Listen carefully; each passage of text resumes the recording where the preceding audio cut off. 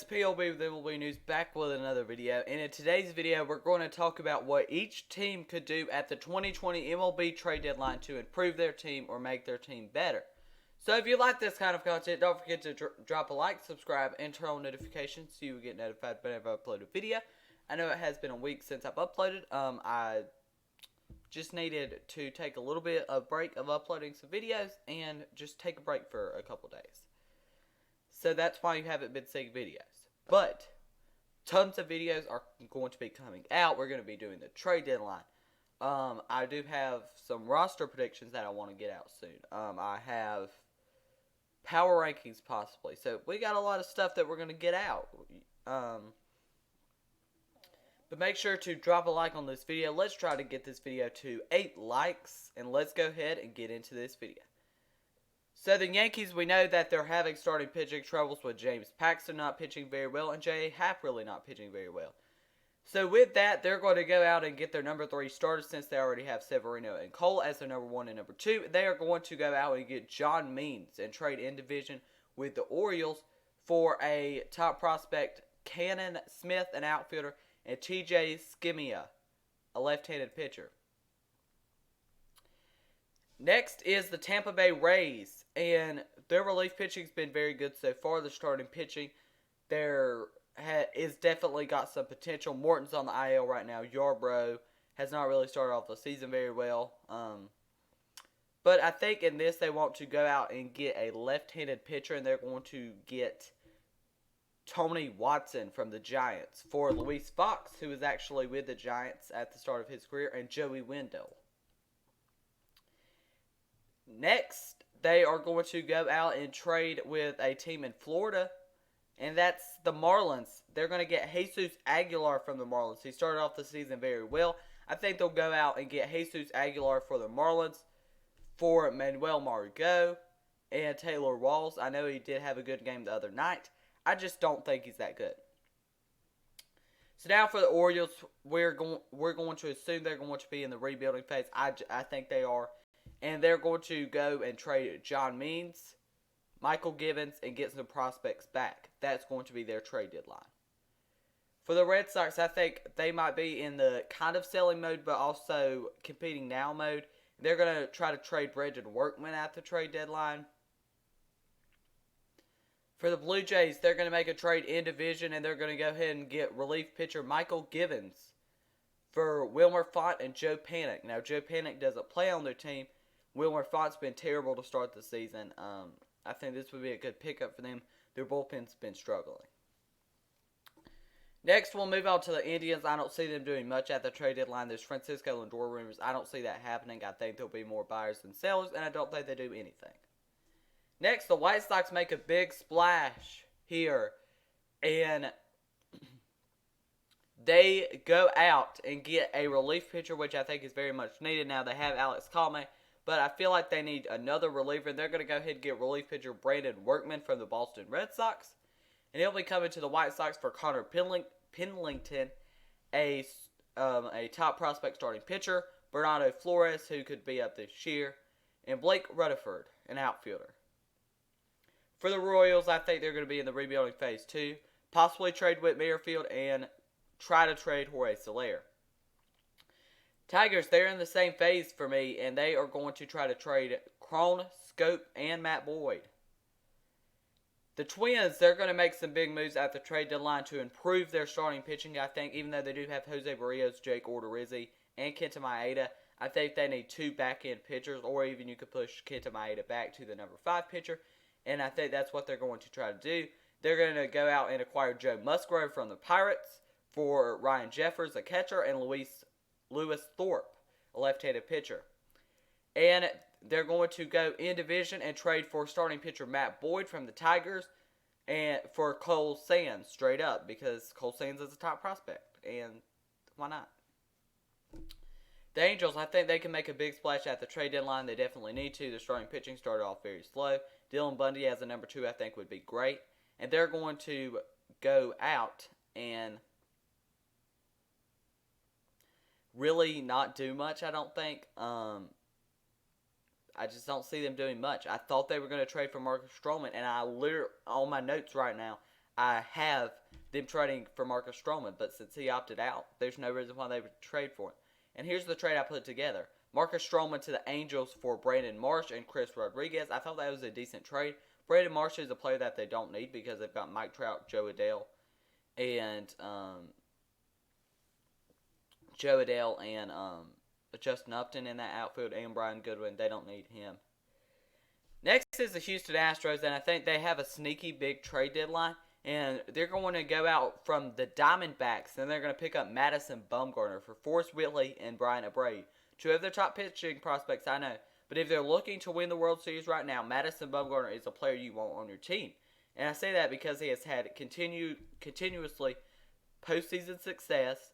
And the Astros are a team that we know they did all the trash can begging and they cheated.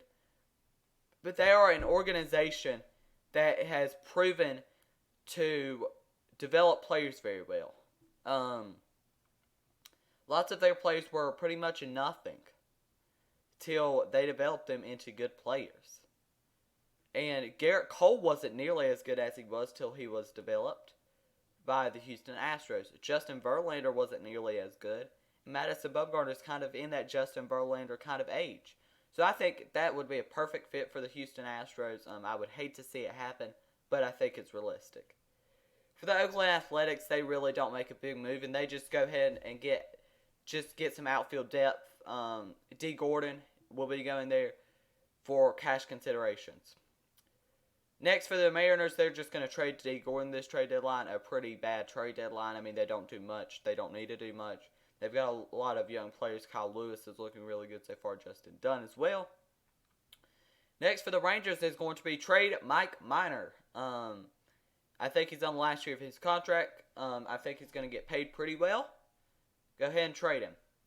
Now we'll move on to the NL East and my favorite team, the Atlanta Braves. And I talked about them on my PLB channel, Talking Baseball with PLB. I'll put a link to the first one and the second one in the description below this video, so make sure to check that out. Mike Minor is going to be going to the Atlanta Braves, where he started his career, for Bryce Wilson, a starting pitcher, just because Bryce Wilson really is not that great. And Braden Shoebank, who is really not even close to being up, and they have Dansby Swanson for the future anyways. And they're going to go out from the Diamondbacks, and especially if the Diamondbacks really are not competing, they're going to go ahead and get Jake Lamb, who really has started off the season very slow. But I said this at the start of, or even before the season, I said they would go out and trade for Jake Lamb, and I still think they will. They'll give up C.J. Alexander and Juan Camargo. Now, by this time, Ozzie Albies should be close to being back. And they can trade Juan Camargo because Charlie Culberson will be there too. So that's not a big deal. Next for the Mets, they make a sneaky big move at the trade deadline. And we all know that their outfield is, in center field, is really just, eh. And they're going to go ahead and trade for Jacoby Jones from the Tigers for Jose Butto, relief pitcher. And I think Jacoby Jones could be good on this team. He started off the season very well. He could be a leadoff hitter, 9-hitter, whatever you want. I think he'd be a great pickup for this Mets team. For the Philadelphia Phillies, they're going to go out and make a trade with the San Francisco Giants. And they're going to get Evan Longoria. Now, I think the Giants get the right prospects right here. I want to see Donovan Solano develop for this team, Mauricio Dubon develop for this team, and other young players develop for this team, because I think they do have a pretty bright future. I just do not think they, I just don't think they do with Evan Longoria at third base, shortstop's Brandon Crawford, and first base is Brandon Belt. Let some of the young kids in and let them play. This is the year. I don't think you're going to be competing. They'll get Luis Garcia back, a shortstop, and Inuel de los Dentes. Marlins, they trade Jesus Aguilar, and the Nationals, I don't see them doing much at the trade deadline. I feel like they're already good enough of a team. They really don't have many holes. For the Cardinals, they're going to have a sneaky big trade deadline, and first they're going to go out and trade for Robbie Ray. I think they need some pitching depth with Carlos Martinez going to the bullpen. I think that leaves a hole there. You've got Kim, who's going to be your number 5 starter. You've got your 4 starters going to be Miles Michaelis, number 3, Dakota Hudson. And then your number 2 would be Robbie Ray, and your number 1 would be Jack Flaherty. I think that's a good, solid pitching rotation. They give up Matt Levator, who was supposed to be in the Nolan Arenado trade. That's not happening, especially with the hot start that the Rockies have got off to. And Tyler O'Neill. I think that's a fair trade for both teams. And they're going to go out and trade for Jock Peterson, an outfielder from the Dodgers, because they have exactly what the Dodgers need, and that's relief pitching. Andrew Miller will be going back, and Alex Reyes will be going back in that trade. For the Pirates, they're going to have a deadline of selling, but they're also going to get a player. They're going to trade Joe Musgrove and possibly Josh Bell, because I think a team could use Josh Bell. And I think if they get the right pieces back, they'll be trading Josh Bell. Hey, and the trade they make is Jose Iglesias to the Pirates for Mason Martin, a first baseman. Simple trade. Brewers, they're going to go out at the trade deadline and make a move that is a low risk, high reward, and that's J.A. Happ for Brett Anderson straight up. For the Reds, they have a big deadline, I say, and they get James McCann from the White Sox, but they'll have to give up one of their top pitching prospects, Hunter Green, but that's okay because you get James McCann back. And they have Nick Lodolo as well. For the Cubs, they get a player that started their career with the Cubs, and that's Jorge Soler for Brennan Davis and Jason Kipnis. And I think this is a great trade for the Cubs. It makes their outfield a lot better, and you could even put him at DH, then put Kyle Schwarber back in left field. I think it's such a great trade for the Cubs, and if that's all you have to give up, do it in a second. For the Dodgers, Jonathan Scope and C.J. Cron will be heading to the Dodgers. Now, Jonathan Scope will probably be a kind of utility player for them. C.J. Cron can be their DH for Bobby Miller, DJ Peters, and Omar Estevez. I think this is a great trade for both teams. The Tigers get younger, they get some pitching back, and the Dodgers they get players back that can help them right now. And I think Jonathan Scope could be a good little utility player for them. For the Diamondbacks, they're going to have a selling trade deadline, and they're going to go ahead and try to trade, or they're going to trade Mad Bum, Robbie Ray, and Jake Lamb all at this trade deadline.